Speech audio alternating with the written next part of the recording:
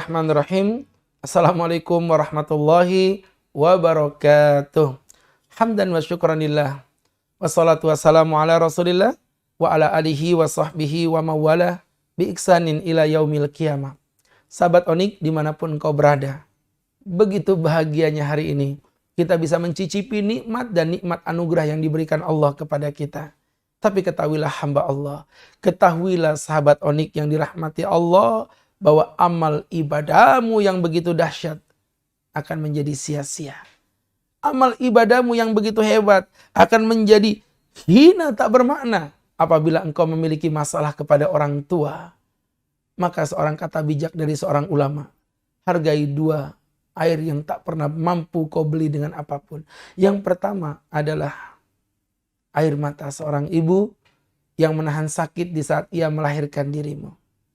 Air mata seorang ibu yang menetes karena dia menjaga betapa rasa sakit yang dia rasakan. Tapi dia tetap berjuang agar bisa melihat wajah anak tercintanya. Sehingga kita bisa lahir ke muka bumi yang fana ini. Yang kedua adalah air keringat yang muncul dari dahi seorang ayah ketika ia sedang bekerja. Maka sahabat Onik yang dirahmati Allah Subhanahu wa ta'ala, air keringat inilah dari seorang ayah yang berjuang dengan penuh perjuangan yang luar biasa. Dia berjuang untuk mencari nafkah, bukan untuk mengayakan perutnya.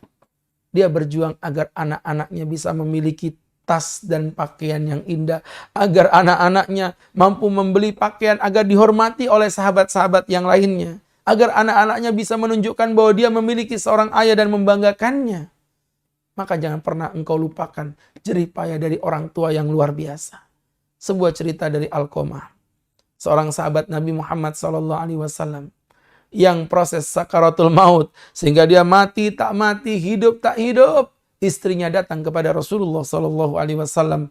Dia berkata, "Ya Rasul, suamiku Alqamah begitu pedih, dia mengalami penderitaan, mati tak mati, hidup pun tak mau." Sehingga pada saat itu Nabi Muhammad mendatanginya. Dan ketika melihat bentuk Alqamah, Nabi langsung terkoneksi kepada ibunya. Panggil ibunya kemari. Utusan pun datang. Dan ibunya berkata, "Tidak, aku tidak akan mendatangi Alqamah." Subhanallah. Sahabat-sahabatku yang dirahmati Allah Subhanahu wa ta'ala. Keesokan hari Nabi utus untuk kedua kalinya. Dan ibunya berkata dengan kata-kata yang sama. "Tidak, aku tidak akan mendatangi Alqamah." Pada hari yang ketiga Rasulullah mengatakan kepada utusannya, "Panggil ibunya kemari. Dan jika ibunya menolak, maka hari ini katakan Alqamah akan aku bakar hidup-hidup." Akhirnya utusan ini pun mendatangi ibunya. Dan kemudian ibunya melihat begitu kuatnya rasa cinta seorang ibu. Sebenci apapun, semurka apapun yang dialaminya. Akhirnya ibunya tidak tega kalau Alqamah anak kandungnya ini harus dibakar hidup-hidup. Datanglah sang ibu sambil menangis. Dia mengadu kepada Rasulullah bagaimana ternyata Alqamah mencintai ibunya. Itu tak mampu, tak memiliki arti dibandingkan kecintaannya kepada seorang istrinya. Pada saat Alqamah pulang dari pasar membelikan dua pakaian. Yang satu diberikan kepada ibunya dan yang satu diberikan kepada istrinya. Dan istrinya berkata, "Mas, kamu kan tahu aku gak suka warna yang ini, Mas." Kemudian subhanallah, Alqamah berkata, "Astagfirullah, ayah lupa deh. Pakaianmu ayah berikan kepada ibu." Dan akhirnya Alqamah datang ke rumah ibunya dan berkata, "Ibu suka dengan pakaian itu?" Kata ibunya, "Oh iya nak, ibu sangat suka dengan warnanya. Tapi mohon maaf ibu, ternyata ini pakaiannya si istri. Pakaian ibu yang ini." Lah kok dilalah ibunya memang gak suka dengan pakaian yang itu.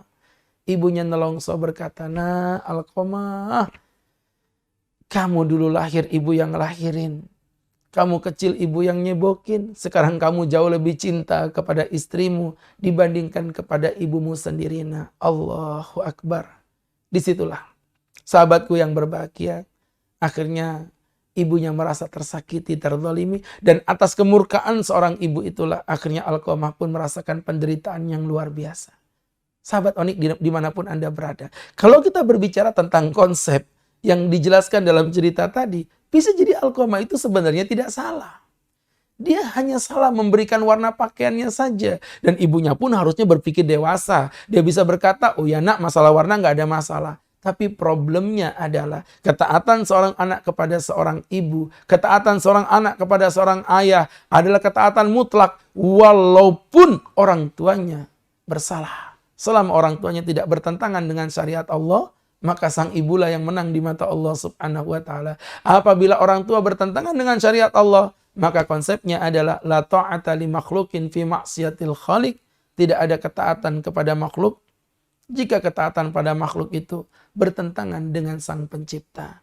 Selama orang tuamu memerintahkan engkau kata-kata yang mungkin tidak logis di kepala kita, tapi perintahnya tidak bertentangan dengan syariat Allah, maka wajib bagimu untuk mengiyakannya.